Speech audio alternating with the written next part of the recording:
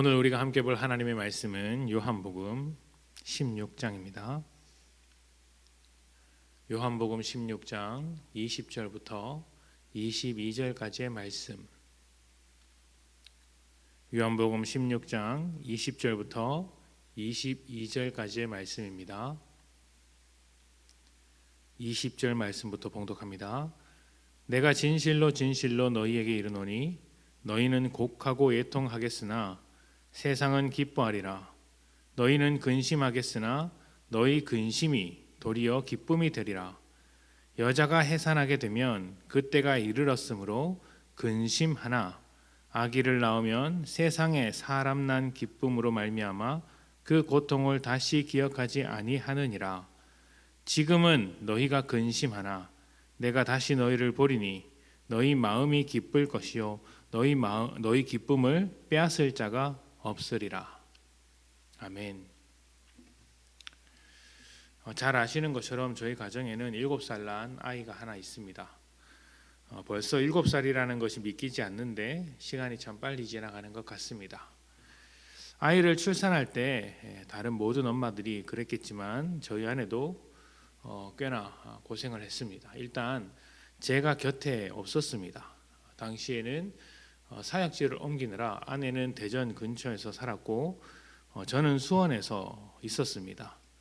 사역을 쉬는 월요일에만 잠깐 내려가서 얼굴을 보고 다시 돌아가는 생활을 했었기 때문에 출산하는 과정에서 그 10달 동안 아이를 품는 과정에서 제가 곁에 없었다는 사실이 참 미안합니다. 저는 저대로 멀리 떨어져 있어서 미안했고 아내는 또 이미 한번 유산을 경험했었기 때문에 조심스러웠던 것 같습니다. 그렇게 출산할 때가 임박했을 때 아내는 몇 차례 진통이 왔지만 잘 안 돼서 주사를 맞고 버티다가 결국에는 제왕절개를 했습니다.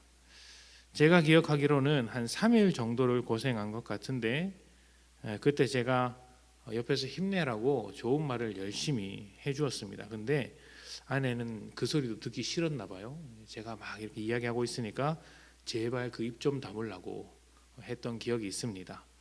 힘들어서 그랬겠죠. 한편으로는 저한테 욕을 안 해서 참 고맙다라는 생각이 듭니다.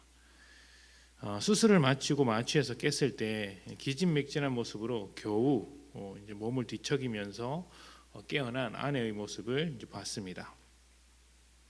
초췌한 아내의 모습을 보니까 참 마음이 아프고 짠한 거예요.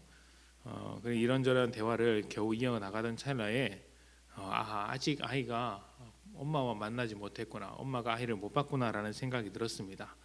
이제 마취해서 깼기 때문에 출산할 때 아이를 안아보지 못한 것이죠. 그래서 간호사에게 부탁해서 아이를 이제 데리고 오도록 했습니다. 그래서 그날 저녁에 처음 이제 아이를 만나게 되었던 것이죠. 그 순간의 감동은 잊지 못합니다. 아이를 품에 안았던 아내도 울고 그 모습을 보는 저도 울고 아이를 데리고 온 간호사도 울었습니다. 간호사는 왜 울었는지 모르겠지만 어찌되었든 울었습니다. 그렇게 감동적인 시간이 있었습니다. 그렇게 귀여웠던 아이가 지금은 어떻게 되었는지 모르겠습니다. 어디 갔는지 모르겠어요. 10달 동안 아이를 품고 있을 땐 그저 고통스러운 시간이었을 것입니다. 남자인 저는 그 고통의 크기를 짐작조차 할 수 없죠. 그래서 아이를 안을 때의 기쁨이 얼마나 큰지도 알기 어렵습니다. 하지만 아이를 품에 안았던 아내의 얼굴을 이제 생생하게 보았기 때문에 그것이 얼마나 큰 기쁨인지 조금은 알아볼 수 있을 것 같습니다. 아이를 품에 안는 순간 그동안의 고통의 시간이 보람과 기쁨으로 바뀌게 되는 것이죠. 그리고 아이가 건강한 모습을 보면서 그 10달 동안의 시간을 오히려 감사하는 모습을 보았습니다.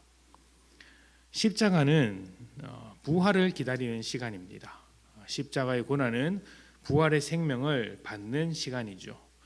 부활을 알지 못하는 제자들의 입장에서는 그 십자가의 죽음 가운데서 버려진 자신의 인생들이 절망이고 어둠의 시간이고 굉장히 고통스러운 시간이었을 것입니다. 실제로 제자들은 그 고통 가운데 몸부림치며 두려움에 빠져 있었습니다.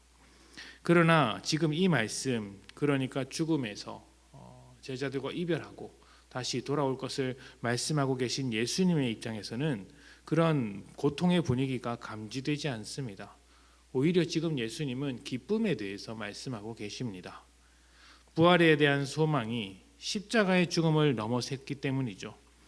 그래서 부활하신 주님께서 제자들을 만났을 때 무엇이라고 하셨냐면 평안하라라고 하셨습니다. 여지까지 십자가의 죽음과 그 고통 가운데 몸부림치며 두려워했던 제자들에게 부활하신 예수님께서 소망을 보여주시며 평안하라, 평안하라 하셨던 것이죠. 우리의 현실이 십자가 아래서 고통받는 시간과 같습니다.